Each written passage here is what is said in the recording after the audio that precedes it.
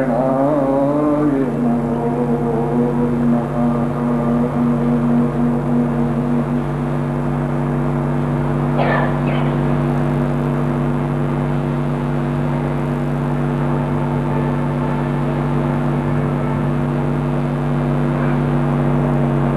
तत्र तं बुद्धिसंयोगम्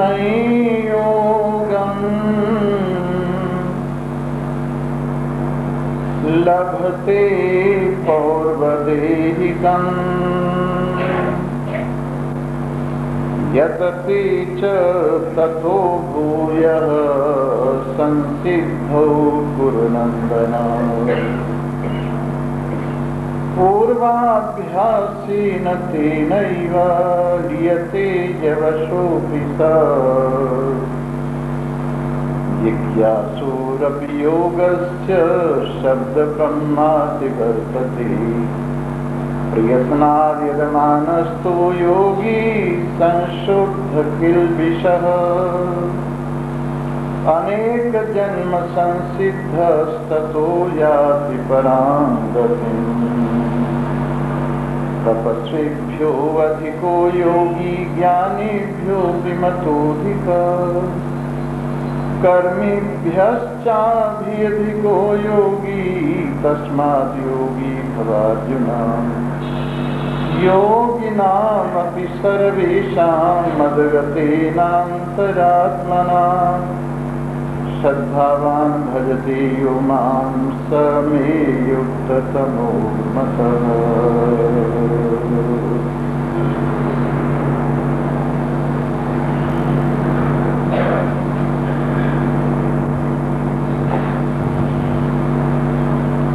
उपस्थित भाग्यवान श्रोतावृंद,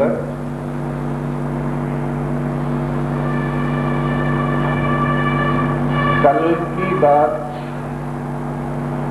का स्मरण कीजिए। कल कहा जा रहा था जिन लोगों की साधनाएं अधूरी रह जाती हैं मनुष्य शरीर में, ऐसे योग भ्रष्ट लोग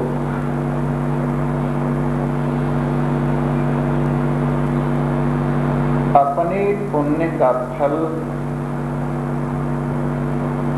कुछ दिन स्वर्ग इत्यादि श्रेष्ठ लोगों में भोगते हैं और फिर वापिस मनुष्य शरीर को प्राप्त होते हैं। और कुछ मनुष्य शरीर से सीधे ही मनुष्य शरीर में विराजमान होते हैं और विशेष रूप से योग भ्रष्ट लोग तीन प्रकार के वंशों में पैदा होते हैं। या तो विद्यावान, परमार्थ की ओर चलने वाले साधनशील व्यक्तियों के यहाँ पैदा होते हैं, या धनवानों के, श्रीमानों के यहाँ पैदा होते हैं, या ऐसे योगी जिनको प्रारंभ से ही इधर की लगन होती है और जिनके यहाँ यही चर्चा होती रहती है, ऐसे योगियों के वंश में उनका जन्म होता है। और जहाँ उनकी साधना छोटी है वहीं से उनका पाठ, वहीं से उनकी यात्रा प्रारंभ हो जाती है और वो इस शरीर में पिछले अपने किए हुए को ऐसे प्राप्त अनायास कर लेते हैं जैसे किसी को गढ़ा दबा धन अचानक मिलते हैं। कभी कभी किसी महान पुरुष के उपदेश से उनको अपने किए कराए पूर्व पुण्य का, पूर्व साधना का स्मरण हो आता है। कभी किसी घटना से उनको ज्ञान जागृत हो जाता है, या कभी यूं ही अनायास जब वो खाली हुए संकल्प विकल्प से विरहित होते हैं तो उनकी झोली में ये ज्ञान पहले अपना ही किया हुआ आ पड़ता है। इस प्रकार भगवान कहते हैं पूर्व देह में की हुई उनकी साधना मैं इस शरीर में उनको फिर से वहीं से प्रदान कर देता हूं और इस तरह से वो आगे बढ़ते हैं। और यतते च ततो भूयः, जहां उनका रास्ता छूट गया है वहां से आगे बढ़ने के लिए फिर प्रयत्न करते हैं, प्रयास करते हैं। और हे कुरनंदन, वो इस शरीर में, इस मानव तन में सिद्धि प्राप्त कर लेते हैं। भगवान बुद्ध ने भी ऐसा कहा है। उन्होंने अपने ही कई पीछे के जन्म स्मरण कराए और कहा है मैं अनेक जन्मों से इधर साधना करता रहा हूं और किस प्रकार से साधना के पथ में चलता हुआ किस किस शरीर में मैंने क्या क्या किया और कैसे कैसे आगे बढ़ा, ये उन्होंने अपने मुख से सुनाया है। और उस ग्रंथ का नाम है जातक माला। जातक माला का अर्थ है बचपन में ही जो अपने आप ज्ञान स्मरण हो आता है पूर्व जन्मों का, उस कथा को जातक बोलते हैं। और बहुत सी अगर ऐसी कथाएं स्मरण हो आए तो वो जातक माला कहलाती है। इस प्रकार भगवान बुद्ध भी और महावीर स्वामी जो जैन धर्म के 24वें तीर्थंकर हुए हैं, वो भी इस बात को स्वीकार करते हैं कि केवल यही जन्म नहीं है, इससे पहले भी अनेक जन्म हुए हैं और अनेक जन्मों में ये व्यक्ति साधना करता चला आया है। तभी इस जन्म में इसकी धर्म में रुचि हुई है। अगर इधर इसकी साधना न होती तो इसकी रुचि धर्म में न होती। जिनकी साधना धर्म में नहीं, ऐसे बहुत से व्यक्ति हैं उनकी धर्म में रुचि ही नहीं, न पहले जन्मों में थी न अभी यहाँ रुचि है। भगवान बुद्ध का विरोध उनके चचा के लड़के देवदत्त ने ही किया और अनेक बार उनको शारीरिक मानसिक कष्ट दिए। हर बार वो यही कहते थे कि एक जन्म से नहीं, देवदत्त अनेक जन्मों से यही करता आ रहा है और उसका एक सूत्री प्रोग्राम यही है, मैं कैसे बुद्ध का रास्ता रोकूं, मैं कैसे बुद्ध की बाढ़ को रोकूं, मैं कैसे बुद्ध को मुक्ति से रोकूं। लेकिन अब बुद्ध उससे नहीं रोक पाएगा और उसकी डाली हुई अड़चन को समाप्त करके उसको भी साथ मुक्ति में ले जाएगा। इस प्रकार से स्वामी रामकृष्ण परमहंस के भांजे होते थे हृदय।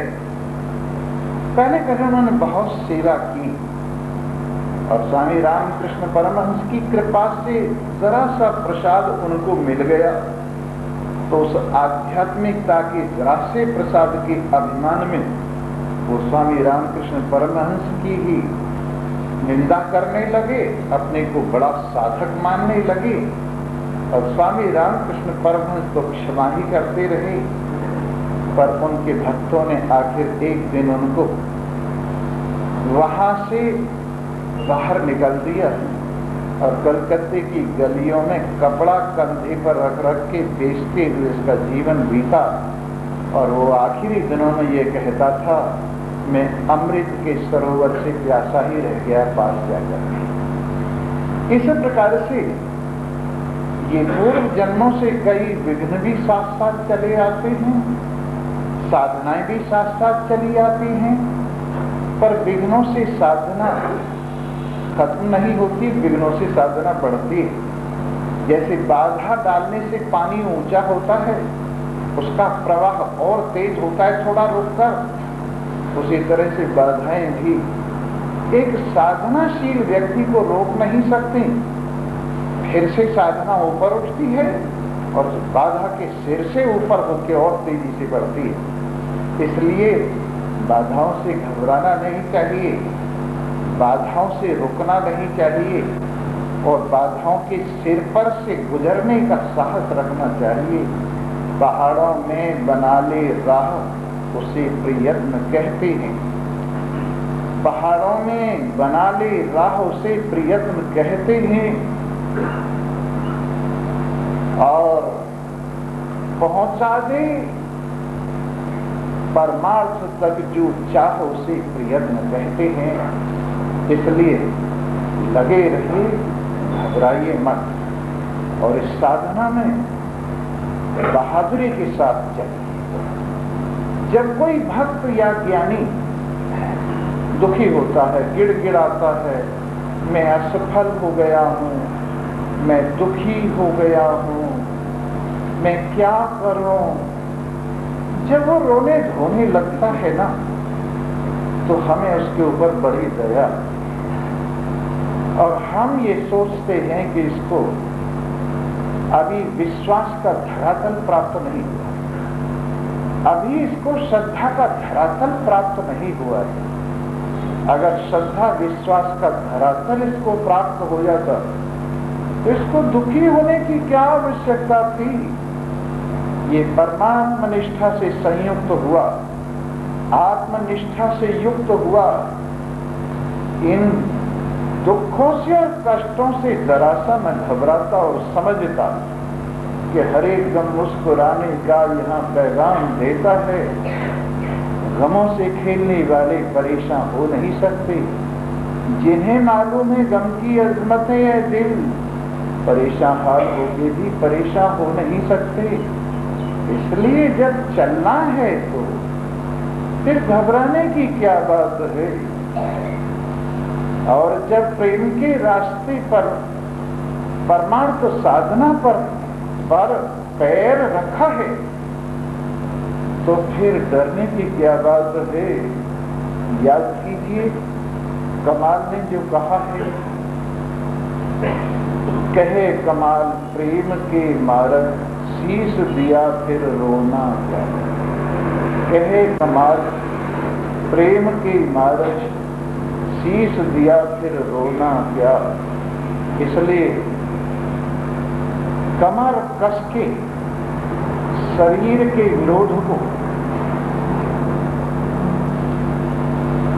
बाहर के विरोधों को, अंतर विरोधों को, सब विरोधों को अपने अनुरोध से पार कर। एक होता है विरोध, एक होता है अनुरोध।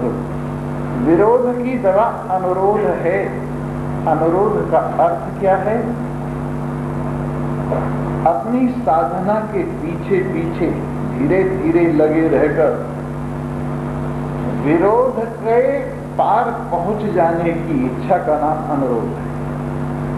लगातार प्रयत्नशील होकर विरोध के पार पहुंच जाने की इच्छा का नाम अनुरोध है। इसलिए विरोध से पार होने की दवा अनुरोध है।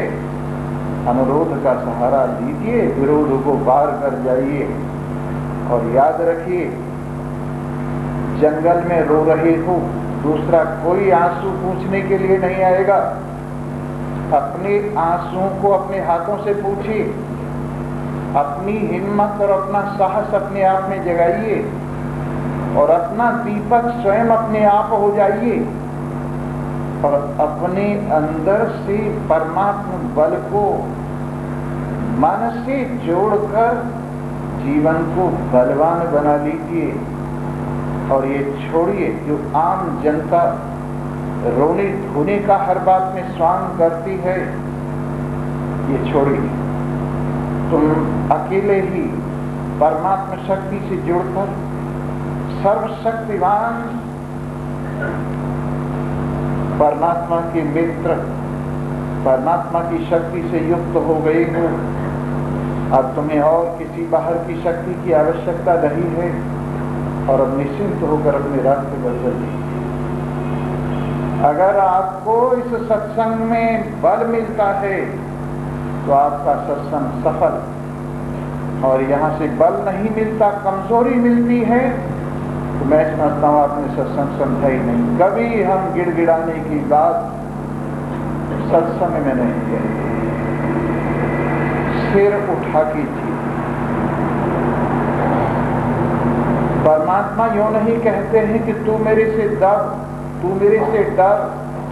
परमात्मा यूं कहे तू मेरे से प्यार कर, और जो मेरे से प्यार करता है वो मेरे से न डरता है, मेरे से कोई विरोध ही नहीं है, उसका फिर डरना किस चीज का है? मेरे आमने सामने सदा रहता है तो फिर डरना किस चीज का है? और मजहबों में सिखाया जाता है परमात्मा से डरो, परमात्मा से डरो, परमात्मा से डरो, लेकिन तुम परमात्मा से प्रेम करो। अगर डरना है तो अशुभता से डरो, पाप से डरो, कुकर्म से डरो, और उल्टे रास्ते से डरो, परमात्मा से न डरो। परमात्मा डरने की चीज नहीं है। हमारा मित्र, हमारा बंधु, हमारी माँ, हमारे पिता, हमारे गुरु, सब कुछ परमात्मा है। उनसे ही डरकर भागेंगे तो और कौन सहारा मिलेगा? उनसे प्यार करो, उनको हृदय में अनुभव करो, उनसे बल ग्रहण करो, उनसे शक्ति ग्रहण करो, उनसे सामर्थ्य धैर्य ग्रहण करो, उनसे सहनशीलता तप ग्रहण करो, और उनसे अपने आप में सबलता ग्रहण करो। कमजोरी ये माया का धर्म है, भटकना ये माया का धर्म है, परमात्मा का धर्म है। इसलिए अपने अंदर कमजोरी महसूस न करो। अरे शरीर तो कमजोर हो जाए भले हो जाए, ज्ञानेंद्रियां असमर्थ हो जाएं, कर्मेंद्रियां चाहे असमर्थ हो जाएं, प्राण चाहे शरीर छोड़ने के करीब पहुंच जाएं, और चाहे अंतःकरण आपका इस शरीर की दुनिया से ऊपर उठने को हो जाए, लेकिन इतने पर भी परमात्मा से मन जोड़ने वाला निर्बल नहीं है, सदा सबल है। और सारे शरीरों की सामर्थ्य उसकी अपनी सामर्थ्य है, सारी दुनिया की सामर्थ्य उसकी अपनी सामर्थ्य है, सारी दुनिया का बल उसका अपना बल है। इस प्रकार कमजोरी छोड़िए और अपने आप में साहस जागृत कीजिए। सबसे पहला धर्म का रक्षण धृति धैर्य, दूसरा क्षमा है, तीसरा संयम है, चौथा चोरी न करना है, धृति क्षमा दमस्तेय, शौच में इंद्रिय निग्रह, पांचवा पवित्रता है, छठा इंद्रियों का निग्रह है, सातवां बुद्धिमत्ता है, आठवां विद्या है, नौवां क्रोध है,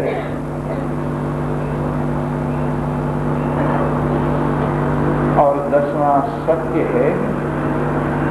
फिर स्मरण कीजिए, धृति क्षमा दम अस्ति शौच इंद्रिय निग्रह धीर विद्या सत्यम क्रोध दशकम धर्म लक्षण।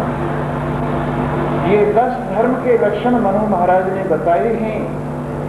तो इनमें सबसे पहला धैर्य है, जो परमात्मा से प्राप्त होता है, दुनिया में और किसी से प्राप्त नहीं। इसलिए धैर्य अनुभव कीजिए। आइए, और पहले अभ्यास जो आपने किया है परमात्मा राह पर चलने का, वो अभ्यास आपको यहाँ काम देगा और आपको सन्मार्ग में लगा देगा। आप नहीं चाहेंगे, आपके घर वाले भी नहीं चाहेंगे। वैसे तो जन्म जन्मांतर से आप चाहते आए हैं, पर वातावरण बस हो सकता है थोड़ी देर के लिए न चाहते हो, और आपके घर वाले अड़ोसी पड़ोसी भी न चाहते हो, तो भी अवश्य भी बिना किसी चाहत के, बिना किसी प्रयास के उनको जो पूर्व अभ्यास है, पहला किया हुआ अभ्यास है, हाथ पकड़ के सन्मार्ग पर लगा देगा, हाथ पकड़ करके परमात्मा की राह पर लगा देगा और संसार की मोह से धीरे धीरे छुड़ा देगा। उसका विश्वास जो पहले कमाया हुआ है परमात्मा में जा टिकेगा, और ये विश्वास का पक्षी परमात्मा के सिवाय कहीं उड़कर जाए भी परमात्मा को छोड़कर, और कहीं और जगह बैठना भी चाहे तो कहीं और जगह इसके लिए ठिकाना नहीं। किसका विश्वास करें? शरीर तक का विश्वास नहीं किया जा सकता, फिर दुनिया में और साथियों का क्या विश्वास है कि कौन सहारा देगा? इसलिए परमात्मा विश्वास, आत्मनिष्ठा, परमात्मा निष्ठा आपकी पहली कमाई हुई यहां फिर से जगेगी, और आप इस रास्ते पर परमात्मा राह पर चलेंगे। आप में जानने की इच्छा जगेगी, भूख जगेगी, और जब कोई परमात्मा को, क्योंकि रामायण में चौपाई आती है,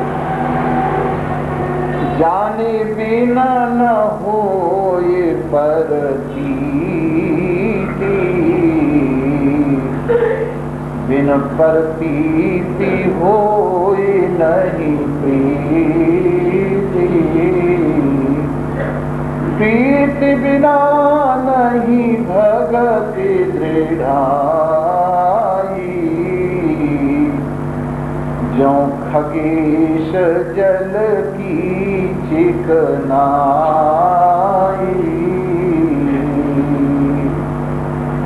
बिन विश्वास भगत नहीं, तेहि बिन द्रवहि न राम।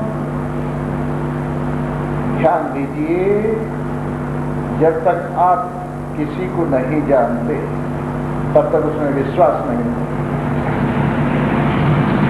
और जब तक विश्वास नहीं होता तब तक प्रेम नहीं होता, और जब तक प्रीति प्रेम नहीं होता तब तक भक्ति नहीं होती, भक्ति दृढ़ नहीं होती। राम राम सब कोई कहे, ठग ठाकुर और चोर, बिना प्रेम रीझे नहीं नागर नंद किशोर। राम राम सब कोई कहे, ठग ठाकुर और चोर। सांसारिक आदमी संसार की इच्छा को लेकर राम राम कहता है। राम राम साधन है उसके लिए, और संसार साध्य है। पाना चाहता है राम राम को और साधन बना लिया है, पाना चाहता है संसार को और साधन बना लिया है राम राम। लेकिन जिसने राम को साध्य बनाया है और संसार को साधन बनाया है, कितना फर्क है? जरा सा ही तो फर्क है। साधारण आदमियों के लिए धर्म साधन है और संसार साध्य है, भक्ति साधन है और संसार साध्य है, भगवान का नाम साधन है और संसार साध्य है, और समझदार के लिए संसार साधन है और भगवान साध्य है। अब तुम देख लो, तुम अपने मन से पूछना कि राम साध्य है आपका या संसार साध्य है। अगर संसार साध्य है तो संसार आपको मिलेगा, भगवान का भजन कर रहे हैं और संसार के लिए कर रहे हैं तो क्या मिलेगा? संसार मिलेगा। और भगवान के लिए संसार के साधन आप उपयोग कर रहे हैं तो उससे भगवान मिलेगा। इसलिए लक्ष्य जिसका, नजर जिसकी, दृष्टि जिसकी परमात्मा पर है उसको परमात्मा मिलेगा, और जिसका लक्ष्य ही परमात्मा नहीं उसको परमात्मा कैसे मिल जाएगा? इसलिए राम राम सब कोई कहे, ठग ठाकुर और चोर। पर जिसका प्रेम, जिसका लक्ष्य, जिसके जीवन का ध्येय परमात्मा है उसी को परमात्मा मिलेगा राम राम कहने से। इसलिए राम राम सब कोई कहे, ठग ठाकुर और चोर। बिना प्रेम रीझे नहीं नागर नंद किशोर। अरे जिनका लक्ष्य है उनको नाम सीधा भी नहीं आता तो भी उनका तार जुड़ जाता है ना मन का, तो भगवान को प्राप्त कर लेते हैं। और जिनको खूब वेद शास्त्र कंठ पड़े हैं और संसार जिनका लक्ष्य है वो संसार में ही रह जाते हैं। इसलिए जन्म जन्मांतर से परमात्मा में लगन लगाते हुए जो चले आए हैं और अब भी जिनका मन परमात्मा के लिए जागृत हो गया है शरीर में, उन लोगों को यही तलाश होती है, मैं जानू नहीं हरि से मिलन कैसे हो। मैं जानू नहीं हरि से मिलन कैसे हो। मैं जानू नहीं हरि से मिलन कैसे हो। मैं जानू नहीं हरि से मिलन कैसे हो। हारूंगी चीर करूंगी गलकंठा, हारूंगी चीर करूंगी गलकंठा, रहूंगी बैरागन होय, रहूंगी बैरागन होय। मैं जानू नहीं हरि से मिलन कैसे हो। मैं जानू नहीं हरि से मिलन कैसे हो। चुड़िया में फोरूं मांग बखेरूं, कजरा में डारूंगी ढोल, कजरा में डारूंगी ढोल। मैं जानू नहीं हरि से मिलन कैसे, मैं जानू नहीं हरि से मिलन कैसे। दर्द की मारी में बन बन घूमो, राम मिलावे मोहि को। मीरा के प्रभु अब के मिल जाओ, फिर नहीं बिछुड़न हो। मैं जानू नहीं हरि से मिलन कैसे हो। मैं जानू नहीं हरि से मिलन कैसे हो।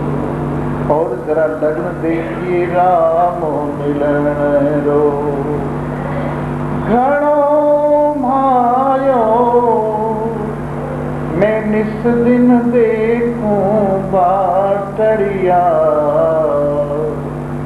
राम मिलन रो घणो मायो। मैं निस दिन देखूं बाटड़िया, मैं निस दिन देखूं बाटड़िया, राम मिलन रो घणो मायो। जन्म जन्म री रगड़ हमारी, जन्म जन्म री रगड़ हमारी। अब मत कीजिए आटड़िया, राम मिलन रो घणो मायो। मैं निस दिन देखूं बाटड़िया, राम मिलन रो घणो मायो। रात दिना दर्शन बिन तड़पूं, रात दिना दर्शन बिन तड़पूं। पलक न लागी मारी आखड़िया, पलक न लागी मारी आखड़िया। राम मिलन रो घणो मायो। मैं निस दिन देखूं बाटड़िया, राम मिलन रो दरस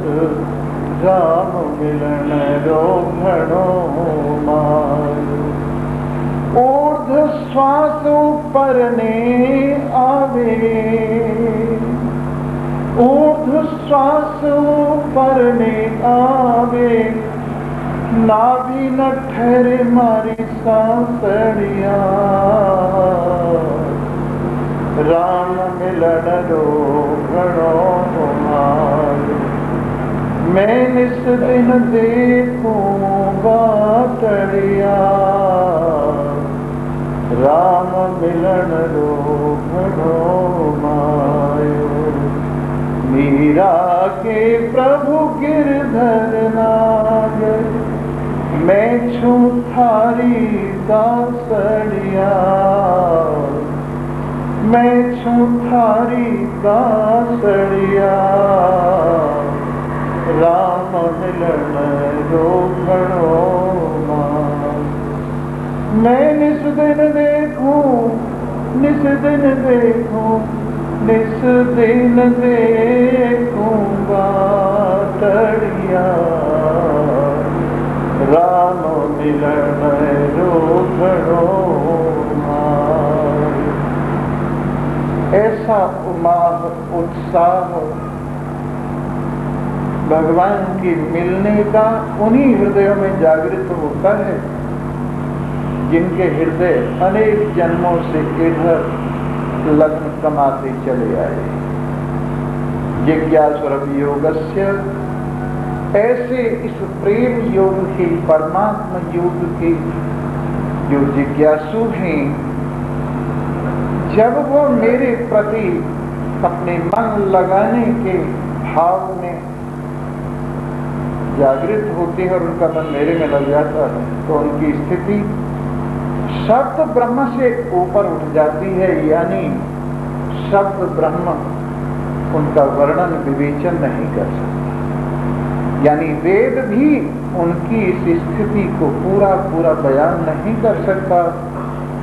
जब किसी का मन परिपूर्ण रूप से मेरे में लग जाता है। प्रियतनाद यजमानस्तु योगी संशुद्ध कल किल्बिषः, अनेक जन्म संसिद्धस्ततो याति परां गति। जो प्रयत्न करता हुआ मेरे में मन लगाए हुए जिस व्यक्ति के हृदय के सारे पाप दूर हो गए हैं। कौन से पाप हैं हृदय के? कोई एक हो तो गिनाया जाए। भगवान से अलग जो कुछ भी है सब कबाड़ा ही है। भगवान से अलग जो कुछ भी है सब कबाड़ा ही है। दुनिया की परिभाषा की है फारसी के एक लेखक ने और कहा है चीस्त दुनिया। चीस्त दुनिया माने दुनिया क्या है? तो इसका उत्तर दिया है अस खुदा गाफिल बूदन। खुदा से गाफिल होना ही दुनिया है, भगवान को भूलना ही दुनिया है, भगवान की ओर से मन हटना ही दुनिया है। तो जो कुछ भी भगवान के सिवाय हम हृदय में लिए बैठे सब कबाड़ा ही है। और परमात्म चिंतन की हृदय के अंदर यदि धार अंदर से उबलने लगे, ये हैंडपंप जो होते हैं ना, इनका वाल्व सूख जाता है तो ऊपर से एक बाल्टी पानी डाल देते हैं, वाल्व गीला हो जाता है और फिर नीचे से पानी आना शुरू हो जाता है। और जब नीचे से पानी आना शुरू हो जाता है फिर कितना ही पानी निकालते हैं, वो तो नलके के नीचे से पानी आना शुरू हो जाता है। वैसे ही मन तो नलके की तरह से है, इसके नीचे जो परमात्मा निष्ठा का पानी भरा हुआ है, परमात्मा के अस्तित्व का जो पानी जल भरा हुआ है, थोड़ा वाल्व सूख गया इसलिए मन के नलके में से ऊपर नहीं उठ रहा है एक पानी। और जब इसमें कथा का एक दो बाल्टी पानी डाल दिया जाता है ऊपर से तो ये वाल्व गीला हो जाता है, वैक्यूम बन जाता है और फिर नीचे से पानी आना शुरू हो जाता है, और फिर इतना पानी आता है कि मन का नल का सारा भर जाता है, और उससे इतना पानी निकलता है कि अड़ोस पड़ोस में भी हरियाली फैल जाती है। वैसे ही आप जो कथा सुन रहे हैं, ये तो ऊपर से डाला हुआ थोड़ा सा पानी है। जब इससे वाल्व गीला हो जाएगा ना, तो अंदर से प्रेम का, परमात्म चिंतन का, परमात्म निष्ठा का जल अपने आप ही आना शुरू हो जाएगा। और फिर आप देखेंगे किस तरह से मन भर गया है परमात्म निष्ठा से। तो जो प्रयत्न करते हैं योगी लोग, और नीचे से प्रेम का जल, परमात्म चिंतन का जल, परमात्म निष्ठा का जल अपनी धरातल से आना शुरू हो जाता है, तो ऊपर पापों का कूड़ा कबाड़ा सब बाहर निकल जाएगा। कभी कभी ऐसा होता है जैसे एक घड़ी में भूसा भरा हुआ है, बोलो सच्चिदानंद। क्या करे बेचारे, अकल की मारी। एक घड़े में क्या भरा हुआ है, भूसा, और आपने उसमें जल डालना शुरू किया, तो उससे बाहर क्या निकलेगा? डाल तो रहे हैं जल, और निकल रहा है भूसा। ऐसा क्यों? पहले भरा हुआ है। आप जल डालते जाइए, डालते जाइए, डालते जाइए, सारा भूसा निकल जाएगा, और फिर जल आना शुरू हो जाएगा। वैसे जब पहले पहले आदमी भजन करता है, कथा सुनता है, तो क्या बाहर निकलता है? भूसा निकलता है। और यूं कहता, पता नहीं क्या बात है, जब भजन करने बैठते हैं तभी कबाड़ा निकलता है बाहर, जब कथा सुनने बैठते हैं तभी कबाड़ा निकलता है बाहर। घबराइए मत, डालते जाइए कथा का जल, और धीरे धीरे आप देखेंगे सारा कबाड़ा बाहर निकल गया, बाकी रह गई कथा। पर बीच में ही अगर रोक दो तो इस घबराहट में कि तो कबाड़ा निकल रहा है, तो कबाड़ा फिर रह जाएगा। इसलिए कबाड़ा निकलने दीजिए, घबराइए मत। कभी कभी होम्योपैथी में ऐसा होता है, जो रोग अंदर होता है दवा लेते ही बाहर आना शुरू हो जाता है, और उससे रोगी घबरा जाता है कि तो गड़बड़ हो गई और ज्यादा रोग बढ़ गया। पहले छोटी छोटी फुंसी थी, फिर बड़ी बड़ी फोड़े हो गई। परंतु घबराइए मत, जो फुंसियों का विष अंदर भरा हुआ था वो बाहर निकल आया है, और अब ये ठीक हो गया। उसी तरह से ये कथा की जो होम्योपैथी है, अति सूक्ष्म दवा। इससे ये जो आप ख्याल कर रहे हैं अजी पता नहीं क्या बात है, जब कथा सुनने बैठते हैं, जब भजन करने बैठते हैं, जब स्वाध्याय करने बैठते हैं, तभी कबाड़ा आता है। ये अंदर का विष है, जहर है, निकलने दीजिए और हिम्मत करके लगे रहिए, सारा कबाड़ा निकल जाएगा और बाकी माल माल रह जाएगा। आपने छाछ देखा है? छाछ को कहीं कहीं सूप बोलते हैं। तो छाछ जो होता है जिससे साफ करते हैं अनाज, तो उससे बाहर क्या निकलता है? कूड़ा करकट, और अंदर क्या रहता है? अनाज। वैसे ही ये भी जब कथा का छाज लगता है तो मन में से बाहर निकलता है कूड़ा कबाड़, और अंदर रहता है माल। पर माल आपको दिखता नहीं, कूड़ा कबाड़ आपको दिखता है। इसलिए आप क्या ख्याल करते हैं? कूड़ा कबाड़ निकल रहा है। इसलिए घबराइए मत, ये असार निकल रहा है और सार रह रहा है। इस प्रकार से प्रयत्नाद यद मानस्तु, जो प्रयत्न करते हैं जिज्ञासु लोग, निरंतर लगे रहते हैं, उनका हृदय शुद्ध हो जाता है, सारे पाप के संस्कार बाहर निकल जाते हैं। अनेक जन्म संसिद्ध इस प्रकार से ये लगे रहने वाले अनेक जन्मों तक साधना करते हैं और तब इनको मेरे में लगने वाली सिद्धि, कौन सी सिद्धि? मेरे साथ एक हो जाने वाली सिद्धि, मेरे साथ मन का पूरा योग हो जाने वाली सिद्धि तब कहीं अनेक जन्मों में प्राप्त हो।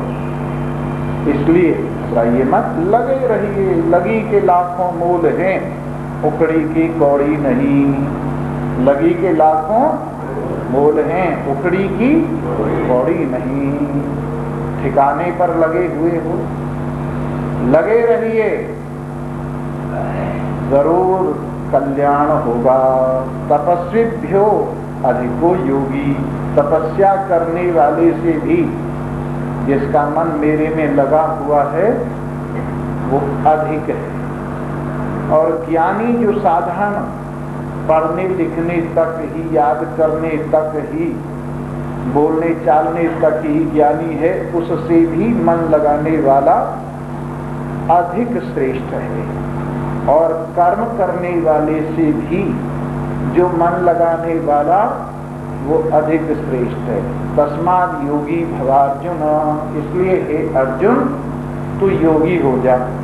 पर योगी का मतलब ये नहीं कि कान फड़वा ले और मोटी मोटी मुद्राएं डाल ले। वो जोगी होते हैं ना, कान में इतनी मोटी मोटी मुद्राएं डाल लेते हैं, या गले में सेली पहन लेते हैं, कपड़े रंग लेते हैं और नाग बजाते फिरते हैं। उनसे पूछो कौन होगे जी? हम जोगी, हम जोगी हैं। ऐसा जोगी एक माई के यहाँ भिक्षा लेने चला गया। तब माई भी विचित्र थी, कहने लगी तू कौन है? कि मैं हूं जोगी। कहने लगी तू काहे का जोगी है, काहे का जोगा है? कर्म जोगा नहीं, खाम जोगा नहीं। जोगी तो मैं हूं, कर्म जोगी, खाम जोगी। तो सही बात है, वैसे तो अयोगी होते हैं पर वेश से योगी हो जाते हैं। तो वेश से बात नहीं बनती। वेश वालों को तो कहा है भगवान शंकराचार्य ने, जटिलो मुंडी लुंचित केशः काषायंबर बहुकृत वेशः पश्यन्नपि न च पश्यति मूढ़ उदर निमित्तं बहुकृत वेशः भज गोविंदम भज गोविंदम गोविंदम भज गोविंदम भज गोविंदम भज गोविंदम गोविंदम भज गोविंदम। बड़ी बड़ी जटाएं रखा ली। स्वामी जी हमने देखे जोगी जटाएं नीचे जमीन में घिसती जा रही, इतनी लंबी जटाएं, और चाहे वो बाल पीछे नायलॉन के चिपका रखे हों और चाहे वो उधर से आते हैं ना तृप्ति बालाजी से जो सिर घुटवाती है माइया, चाहे उनके बाल हो, पर वो दिखाई देते हैं बड़े लंबे लंबे। लेकिन मन अगर लगा हुआ नहीं है तो उन जटा रखाने से क्या हो जाए? और सिर घुटवा लिया, उस तरह से साफ करवा लिया और मन मुड़ा नहीं, तो सिर घुटवाने से क्या हो गया? जटिलो मुंडी लुंचित केशः, या जैनियों के महात्माओं की तरह से बाल उखड़वा लिए। स्वामी जी साधना ये है, राख लगा के सिर में एक एक बाल करके उखाड़ देते हैं। मैंने कहा इसमें कौन सी साधना है भाई? कितनी सहनशीलता है उनमें? तो सहनशीलता का लाभ क्या? बाल उखड़वाने की सहनशीलता है? अरे क्रोध को कोई सहन करे, लोभ को कोई रोके, मोह से ऊपर उठे, सहनशीलता तो तब है। बाल उखड़वाने में ही सहनशीलता हो गई। तो जटिलो मुंडी लुंचित केशः काषायंबर बहुकृत वेशः, भगवे कपड़े पहन ली, काले कपड़े पहन ली, सफेद कपड़े पहन ली, बहुत से वेश बना ली। अरे ये वेश इसलिए बनाए हैं, वो काम यदि नहीं हुआ और देखते हुए भी देखने वाले को नहीं देखा, अगर वास्तविकता को नहीं पहचाना तो ये सब वेश पेट भरने मात्र के लिए हैं और किसी लिए नहीं। इसलिए योगी माने मन लगाने वाला, वो तपस्वी से भी बड़ा है और केवल वाचाल ज्ञानी से भी बड़ा है और कर्म करने वाले से भी बड़ा है। इसलिए हे अर्जुन, तू अंदर से मेरे से जुड़ जा, अंदर से मेरे से मन लगा ले। और वो प्रीति पूर्वक लगा, प्रेम पूर्वक लगा, जोर से नहीं, जोर से नहीं, अकल से नहीं, अक्ल को आस्था से दूर नहीं। इकबाल ने एक बात बहुत बढ़िया कही है, अक्ल को आस्था से दूर नहीं, पर इसकी तकदीर में हुजूर नहीं। पीछे वाले कहते सुनाई नहीं दे रहा उनको, हाथ हिला रहे।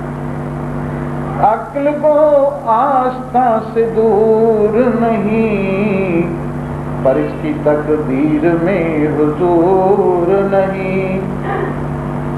अक्ल यद्यपि भगवान की चौखट पर खड़ी है और भगवान के दरवाजे पर खड़ी, तभी तो रोशन हो रही है।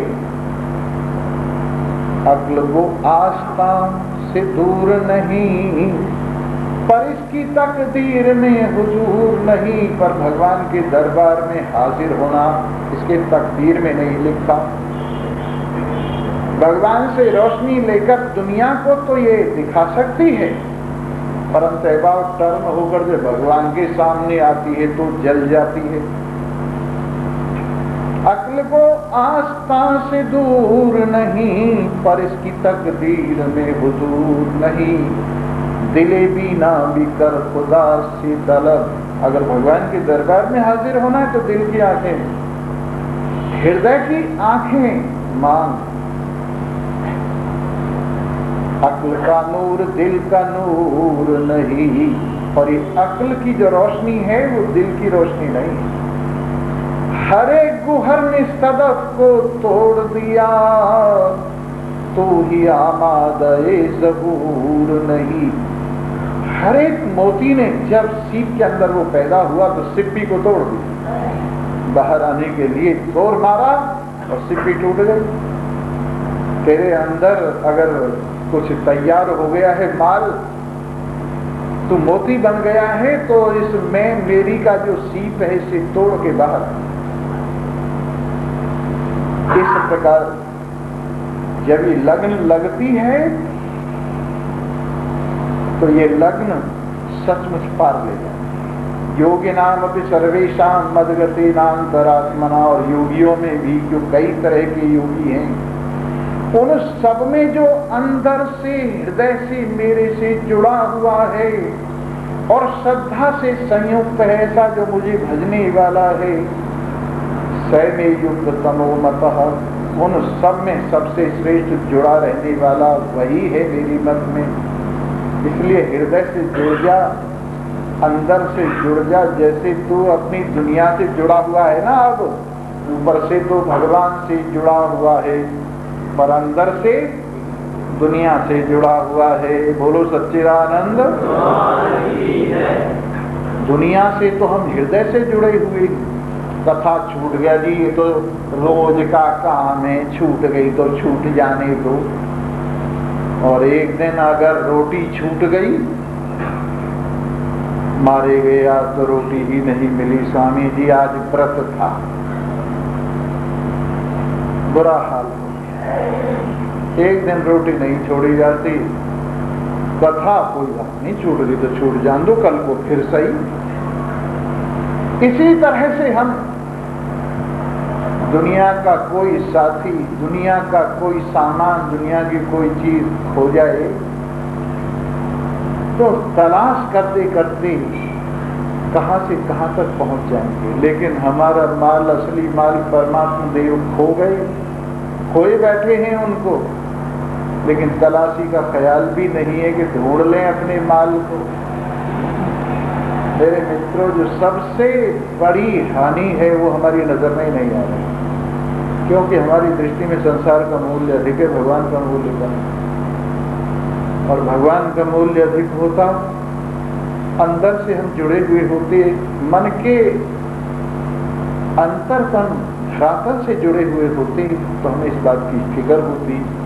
इसलिए भगवान कहते हैं जो अंदर से मेरे से जुड़ा हुआ है, बाहर से चाहे दुनिया से जुड़ा रहे, लेकिन अंदर से जो मेरे से जुड़ा हुआ है वही मेरे मत में सबसे बड़ा योगी है।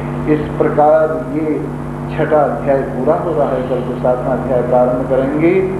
ओम तत्सदिति श्रीमद्भगवद्गीतासु उपनिषत्सु ब्रह्म विद्यायाम योग शास्त्रे श्री कृष्णार्जुन संवादे आत्म संयम योगो नाम 6ठो अध्याय।